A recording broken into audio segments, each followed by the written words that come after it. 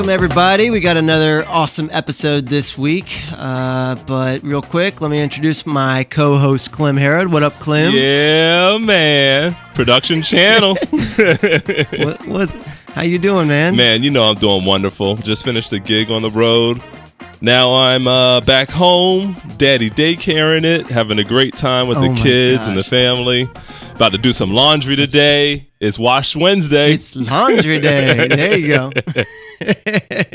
Maybe, let me guess, is it all blacks? You basically just run one load. Man, you know I don't wear show black. I can't wear show black, man. It's just not in my nature. I can't do it. That is true. I can say that Clem is the classiest backstage dresser that I possibly know. That's for sure. Chris Jeffries.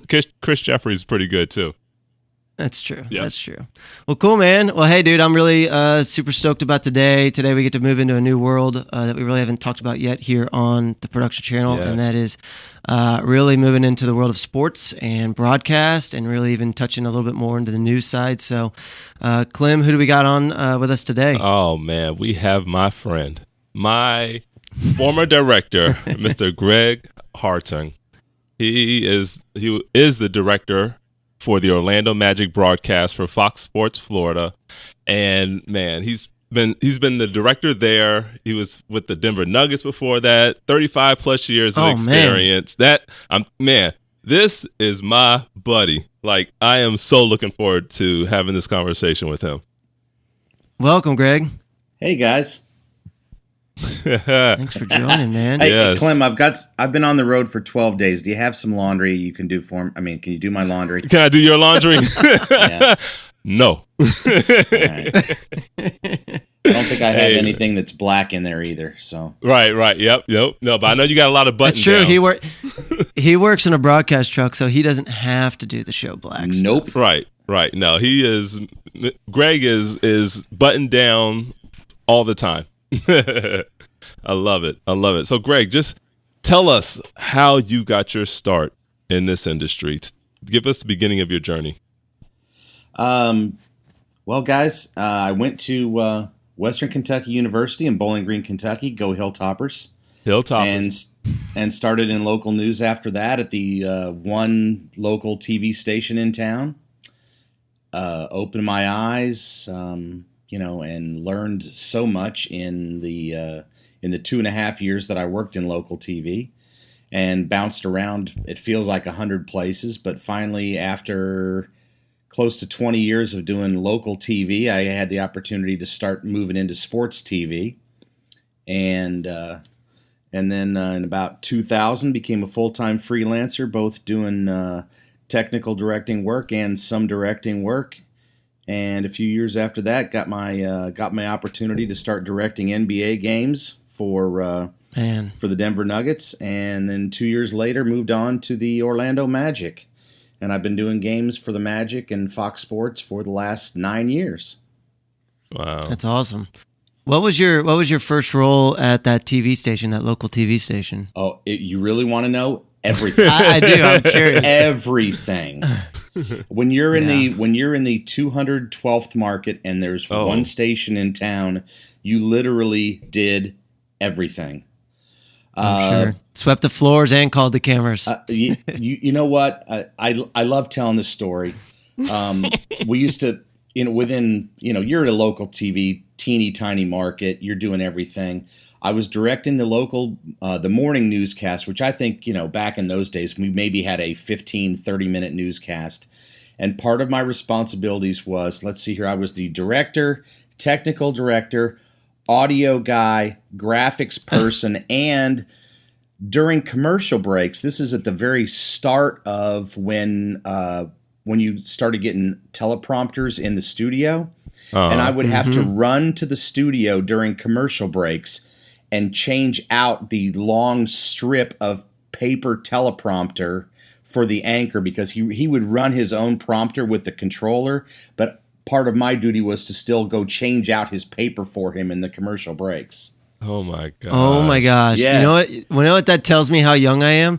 And I'm not even that young anymore, but still, compared to you, old man, I never even knew that they used to have paper-based teleprompters. Oh yeah, legitimately. Yeah, the scripts were you had to physically rip the scripts. It was 4 or 5 copies with. Back in those days, it was with carbon in between, so you had to sort of rip the carbon out, and everybody got, the anchors got the white copy, or the pink copy was graphics or something, and weren't those flammable? Yes, and the top copy with the best ink was what you put on the prompter, with its little camera on there, and you'd go down before the show started and sort of lay out the segments and tape them all together and hang them on the wall. And then during the breaks, I'd have to run down and move we had a tape dispenser that you'd sit on the conveyor belt, and you'd take that off and replace the script and put it back down, because otherwise, if you didn't put the tape dispenser on, it would be too heavy on the far end that was already on the ground, and all of a sudden you'd see the paper go flying off onto the ground. So then the anchor really had nothing to read. So ad lib. I'm adding that to the list of things that I never have experienced. Right up there next to traditional slide projectors.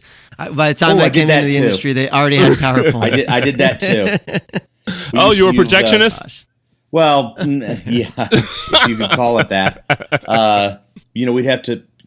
Back in those days, you had slides that you used on the over the shoulder graphics. These stories. And we used to use the coffee stirrers. You would put them in the film chain to line up the slides so they weren't all crooked and stuff, because you never knew how they were going to load in there. So you'd use the coffee stirrers to level things out. But that's what you did. You did what you had to do to make it look good. I know that's right. So how did you make it from news to sports? You said or live, local television to sports. Yeah. Well, I moved to after bouncing around a few local markets and moving my way up. When I was working in Tampa, and 2 friends of mine were living out in Denver at the time, and they're like, you should move out to Denver. You'd love it out here. There's and part of the deal was there was a vibrant sports production community out there, and so I kept my job working at the local TV station. I stayed there for another 2 or 3 years after I got there, but gradually, more and more, I started doing the local sporting events out there, and quickly realized that was going to be my my first real big change in my career path. Even though I was staying in TV, just going from local news to sports. So after a couple, like I said, a couple 3 years, all of a sudden it was like, well, I'm working all the time doing sports, and I'm really kind of burnt out on the whole news thing. Yeah. So it was an easy decision to make once the opportunity presented itself for enough work. So right. And that was right about 2000. So.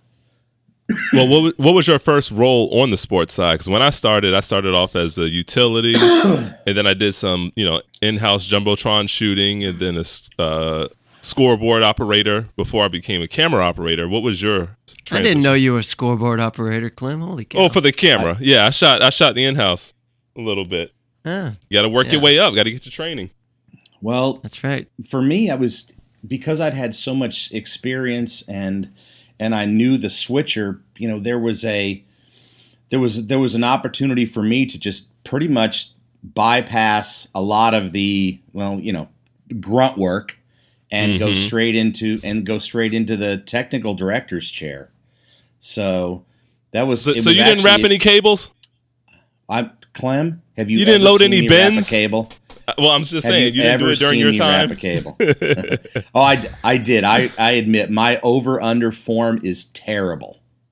Oh man, I have no problem loading bins or tubs or camera cases or anything. I have no problem loading that on the truck, but you do not want to give me a cable because it will look terrible when I'm done with it. So give me in our audience really an idea of what you mean by technical director. Are you talking about TD switching? Yeah, yep, TD switching. Okay. Just punching buttons, punching cameras. That's right. So then you were doing that for the Nuggets. Were you doing that for like the local broadcast, or were you interacting with the team that was sort of doing the Jumbotron like scoreboard production? I was working for, I believe at that point it was Fox Sports Rocky Mountain. So I was the technical director started on the away shows, for the Rockies away shows, the away crews when they would come to Denver, the Nuggets, the Avalanche. Didn't really involve myself with the Broncos any, because those, with being the local stadium shows and the big networks coming in, there's not much of a need for people that are locals, except for the utility work when they come to town. So I didn't bother myself with the Broncos, but between Rockies, Avalanche, Nuggets, I was probably working just from those three upwards of 150 days a year. Okay. Jeez. So, but when you were with the local station, you were full-time, correct? I started off as part-time just because it was going to be easier to start doing sports. But, I worked my way into full-time, after attrition. There were, 5 or 6 directors on staff and, okay. So within... So you had a full-time job and then transitioned into freelance. Yes. I've mentioned the story a few times. When I bought my house in 1997, it was April of 97, and I ended up, because of double dipping and whatnot, and Clem, you know what double dipping is. Yep. I worked, wait, what are you trying to say? Hold on. I know. Just because I was tardy a couple of times.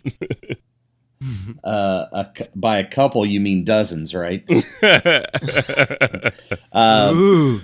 No, I always say that I worked 32 days in a 30-day month.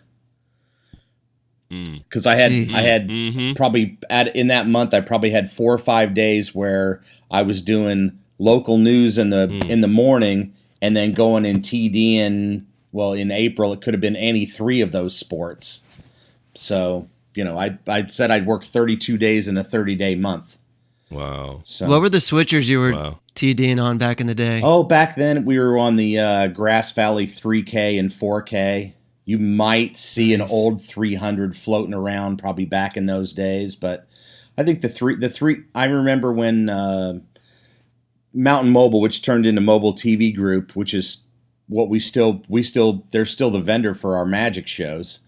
For the TV trucks, but they built back then it was Mobile 2 and Mobile 3, and they both had a Grass Valley 3000 in there. So wow, yeah. My first production switcher I ever switched on was a Grass Valley 110, I think they called it, or whatever it was. Yeah, it's like this little tiny switcher, composite only, and but I loved it. It did the basics, preview, T-bar and program, with like one aux out. So yeah, it was pretty great. Yeah, somebody on Facebook a couple years ago posted the switcher that we had in Bowling Green at my first job, and to look at that thing from 34 years ago and look at what we have today, it's unbelievable. The switchers that we're running now. The latest, greatest Grass Valley K-frame has over 1,000 buttons on it, and then and you're not even talking about the menus that it has. Once you get into the computer side of it, but there's physically over 1,000 buttons on the switcher now. I was just wondering how many MEs did he start off with, and to compare it to what there are now. Oh, I think there might have been 2. One for sure, program preset and probably 1 ME if I had to remember what the picture looked like. That's nuts. So. Did you see the recent Star Wars Rogue One? I haven't yet. I've been trying. I've been trying to get there because we've been on a long road trip, and I've had plans to go see it twice, and I have not seen it yet. Well, the best part about it is, anyone who's ever directed and switched cameras pretty much knows that the original Star Wars Death Star gets launched on a Grass Valley. I forget which one it is, but a pretty classic like production switcher. Yeah, I think it might have been the Rogue 1600. One, yeah. So in Rogue One, it's sort of going back in time and telling stories at a very similar point in time, and they totally pull out the original production switcher again, and you see him pull the T-bar. Yep. And it just makes anyone who's ever called or punched cameras just kind of, you get this little smiley, belly laugh going on when you're watching. I did. Watching I know I did. You did? Yeah. Well, cool. Greg, I heard you mention that you hadn't seen it yet because you've been traveling so much. What is that season schedule like with the Magic? It's fun. It's exhilarating, and then there's days that it's grueling. We got in last night, traveled in from Denver. Last night wasn't too bad because we had an 3 p.m. local time tip, so we got here. And you're in New Orleans. Yeah, right. We're in New Orleans, so we got there. We got to the hotel just about midnight last night. But a lot of days we are, we're traveling after the game because we have 41 road games. We're traveling after the game 41 times a year. And dang. We're never, we never take off before 11 p.m. If you happen to be flying east and crossing time zones like we did yesterday, gets even later. But we are routinely getting into the city we're going to, and getting to the hotel after 2 a.m. A couple of weeks ago, we had 2 instances out of 3 days, just with travel and delays and airports, where we got to New York at 3:45 in the morning, and then after the game 2 days later, we got to Orlando at 3:30 in the morning.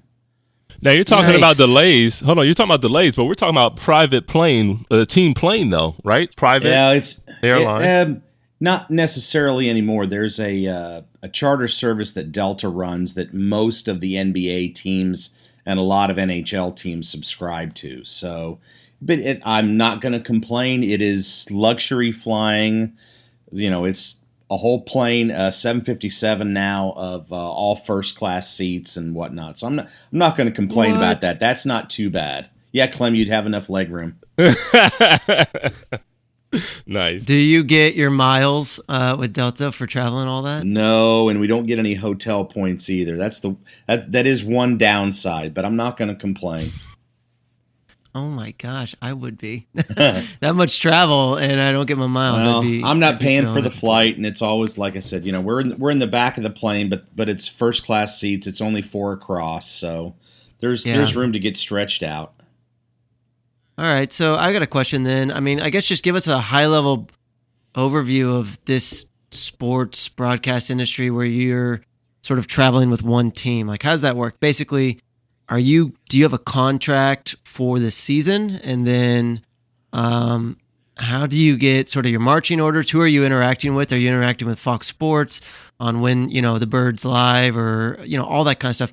Give us kind of like an overview of what this part of the industry is as a whole. Well, for us, we have I get my paperwork for our TV trucks and transmission info and crew info and all that. That comes from the office. I would say they pretty much leave us alone for the most part once the season starts. We'll have a few meetings before the season. And once the season starts, I wouldn't say we're on our own. But if there's something that needs our attention, they'll let us know.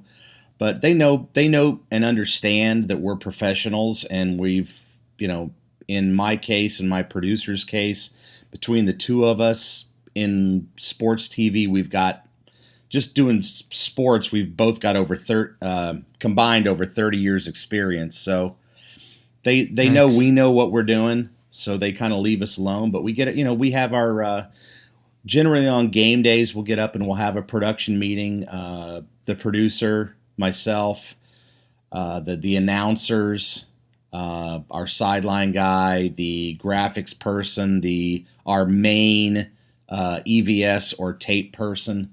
We'll have a production meeting in the morning and discuss what we're going to do that day for the pregame show, whatever our responsibility is for the pregame show, whether it's just a couple hits because we've got studio support, or if we have to do the whole pregame show ourselves.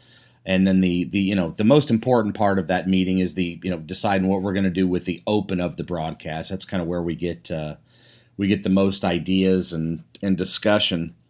And then after that, we get a couple hours off, go get some breakfast or something, and then we show up at the truck, and we've all sort of got our own responsibilities once we get to the truck.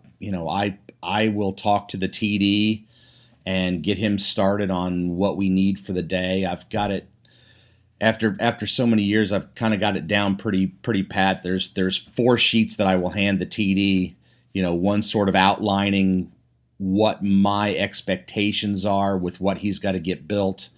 Another sheet that will list all the cameras we're going to have for the day. Another sheet that's got all the video, the effects that we're going to need for the day. And then the latest one that I did was it's sort of just it's almost a storyboard of what some of the effects look like. So it's like getting your presets together. Yeah.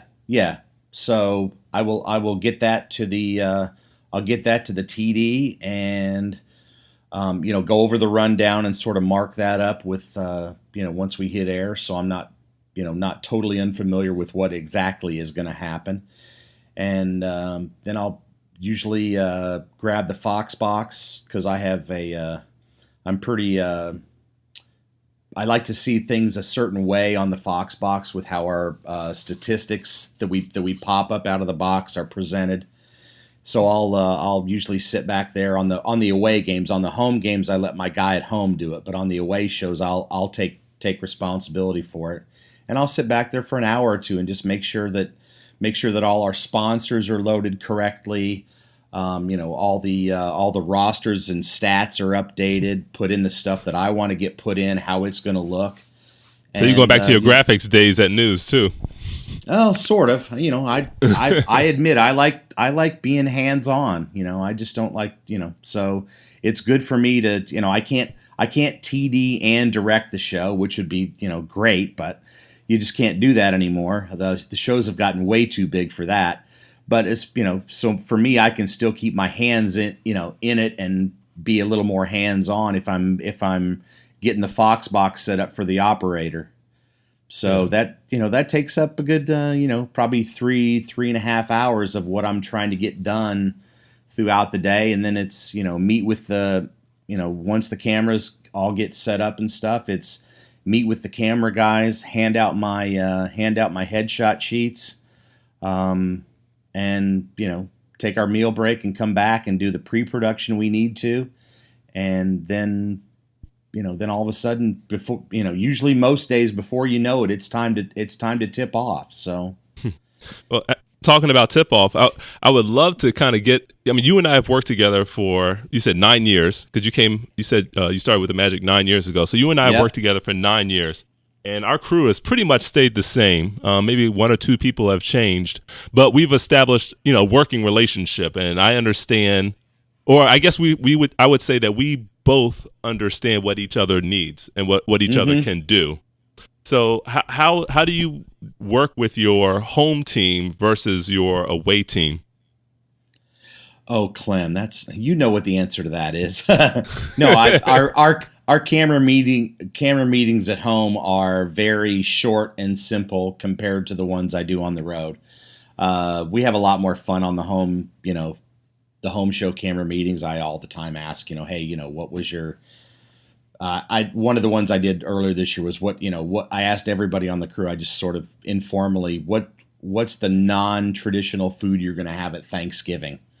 We don't have that much fun on the road. Usually the camera meeting I have on the road, we'll discuss more of the schedule of what's going to happen throughout the day. As far as any pre-taped interviews or sound bites, or where the handheld cameras need to be at certain points of the day. If we need to go in the locker room. Yeah, if we're doing what we call laces and faces in the locker room, any of that stuff, I'll go over the walk-ins. Don't forget the walk-in. Yeah, the walk-ins. Clem's favorite shot. Clem, watch out for the pole. You got to walk the player. For anybody who doesn't know, the walk-in is when you walk the player off the bus and to the locker room. Almost every game, we're picking a player and walking him from the bus to the locker room. And we're always like, well, why can't we just pre-record these and just pull them out whenever?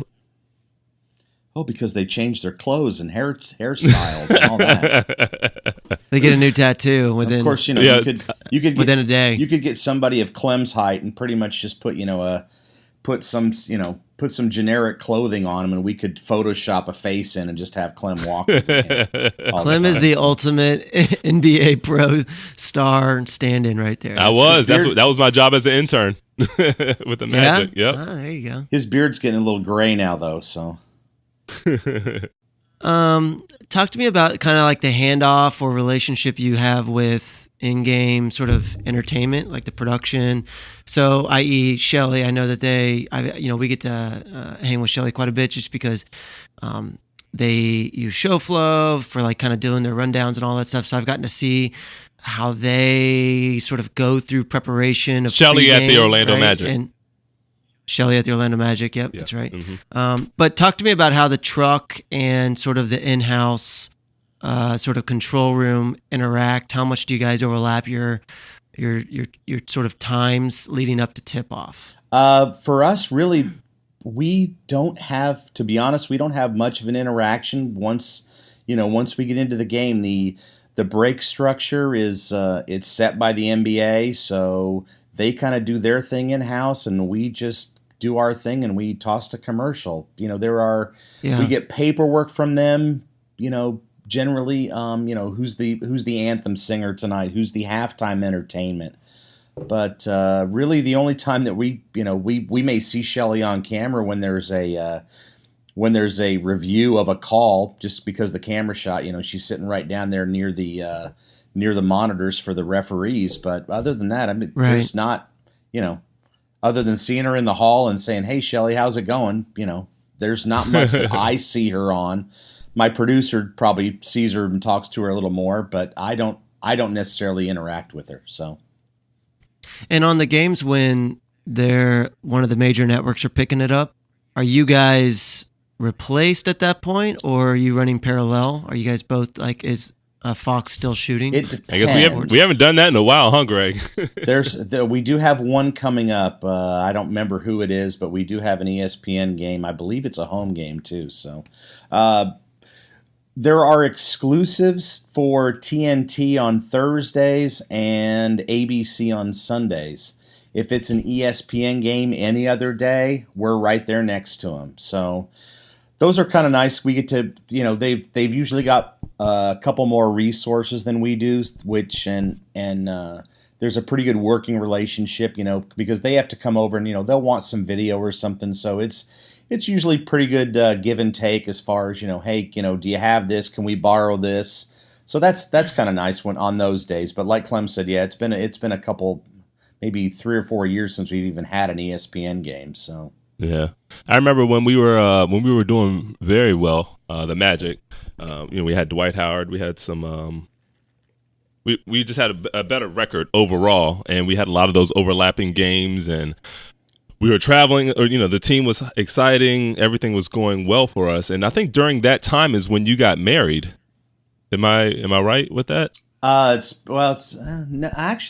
been 4 years now. So 4 years. I guess that was the first. That was the first Jacques Vaughn year, so it was right after that. Yeah, yeah. How has that whole schedule and the Magic and all that? How has that affected your relationship with your wife? I know she's in the industry as well, but overall. She is? Yeah, that's awesome. Yeah. So, luckily my wife's fantastic, love her to death. And she gets what I do. She understands the demands of being on the road for, in this case, 12 days. She's very excited that I'm coming home tomorrow. But she doesn't like to look at the schedule. She doesn't not like to know when I'm gone, but she understands that that's what I need to do. So it's usually not an issue. It makes the honey-do list a little bit bigger when I get home. But geez, all the stuff that has been put off for the last 12 days all of a sudden has to be done. So yeah, we overstand. Other people in the industry overstand what you're saying. Mm-hmm. Yeah. So what does she do? What kind of stuff does she do in the industry? She does graphics out at Golf Channel. Oh, nice. So, yeah, here in Orlando. Yeah, and she's nice. She started there when they launched, so 22 years ago, whatever that number is. So she's been with them for that whole time. So yeah.